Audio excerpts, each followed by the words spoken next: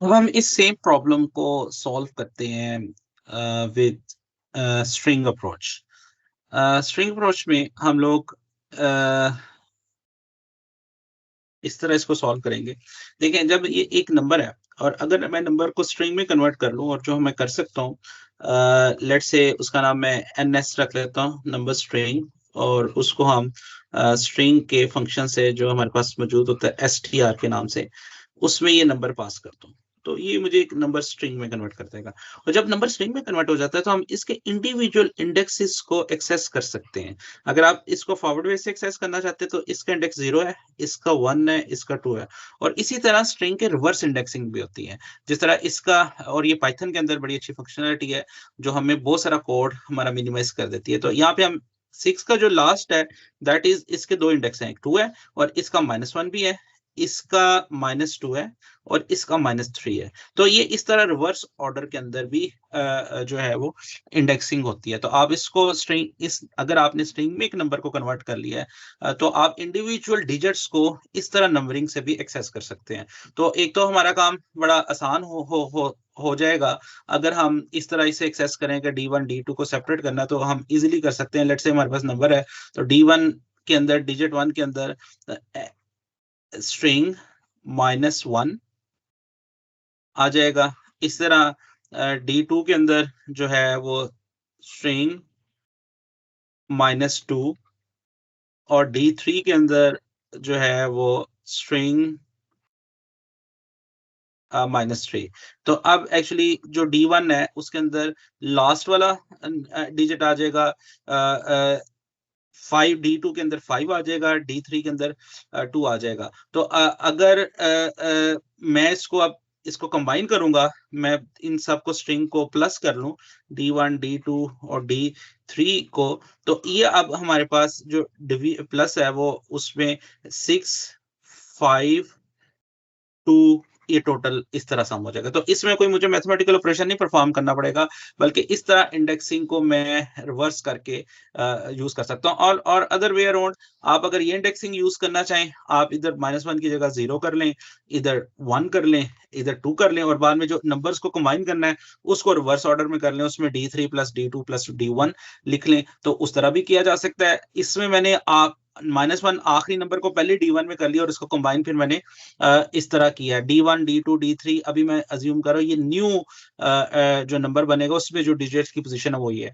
उसके बाद अब आपके पास ये नंबर आ गया 652, ये असल में नंबर अभी स्ट्रिंग में है। आप इसको पहले इंटीजर में कन्वर्ट कर लें और फिर जो ओरिजिनल नंबर था उसके साथ कंपेयर कर लें। तो अगर वो कंपेयर हो गया तो वो हमें ट्रू रिटर्न कर देगा, अदरवाइज फॉल्स रिटर्न कर देगा। इस तरह स्ट्रिंग में कन्वर्ट करने से ये काफी हमारे लिए हेल्पफुल हो जाता है। इसी को जरा क्विकली मैं आपको इंप्लीमेंट करके दिखाता हूँ। ये देखें, इस सिमेट्रिकल ये फंक्शन है, मैंने एक फाइल बना लिया टास्क 06 मेथड 2 के नाम से। अब मैं इस के अंदर जो है वो कोड को कंप्लीट करता हूँ। यहाँ पे सबसे पहले मैं इसको नंबर्स में स्ट्रिंग में कन्वर्ट कर लेता हूँ। तो जो ns का एक वेरिएबल डिक्लेयर कर लेते हैं नंबर स्ट्रिंग का, और पहले जो नंबर हमें पास हो रहा है मैं उसको स्ट्रिंग में कन्वर्ट कर लेता हूँ str के फंक्शन के साथ। अब मैं उसके इंडिविजुअल चीजों को एक्सेस कर सकता हूँ। तो हम लिख सकते हैं D1 नाम -1 लास्ट नंबर। अब लास्ट नंबर हमारे पास D1 में आ जाएगा। D2 में हम उसके नेक्स्ट नंबर एक्सेस करते हैं -2, this is the second number. D3 में हम नंबर -3 करते हैं, this is the third digit आ गया। अब इन तमाम डिजिट को कंबाइन करना है, क्योंकि ये ऑलरेडी स्ट्रिंग ही होंगे, तो इनको कंबाइन करने के लिए हम इजीली यूज कर सकते हैं स्ट्रिंग, और एक वेरिएबल ले लेते हैं न्यू नंबर, उसको हम लिख लेते हैं स्ट्रिंग डबल कोट्स में 0 1 2। अब इसमें जो वैल्यूज आएंगी वो हमारी वो आएंगी जो वेरिएबल की वैल्यूज होंगी, और यहाँ पे मैं इसको पास करता हूँ D1 D2 D3। तो इस तरह ये हमारे पास न्यू नंबर में एक स्ट्रिंग में डिजिट बन जाएंगे। तो आप अल्टरनेटिवली इसको इस तरह भी लिख सकते हैं D1 + D2, क्योंकि स्ट्रिंग प्लस ऑपरेटर ओवरलोड होता है, वो कंबाइन कर देगा, तो वो भी कर सकते हैं। अदरवाइज आप इस तरह भी कर सकते हैं। अब आपके पास जो न्यू नंबर है वो एक्चुअली स्ट्रिंग की शक्ल में होगा। तो इसको मैं प्रिंट कर लेता हूँ। न्यू नंबर को, तो हम देखते हैं कि वो इसको रिवर्स करता है कि नहीं करता। तो यहाँ पे इस कोड को हम एग्जीक्यूट करते हैं, तो वो मुझे कह रहा है इंटीजर ऑब्जेक्ट इज नॉट सब्सक्रिप्टेबल। तो मैंने इसको कन्वर्ट किया था एनएस में, लेकिन मैंने इधर नंबर लिख दिया, दैट वाज माय फॉल्ट। अब मैं इधर इसको, क्योंकि मुझे स्ट्रिंग वाला ऑब्जेक्ट ही इधर देना चाहिए, तो इधर मैं एनएस ही लिखता हूँ। तो अब ये नंबर एक्चुअली स्ट्रिंग में कन्वर्ट हुआ, उसकी मैं सब्सक्रिप्टिंग कर सकता हूँ।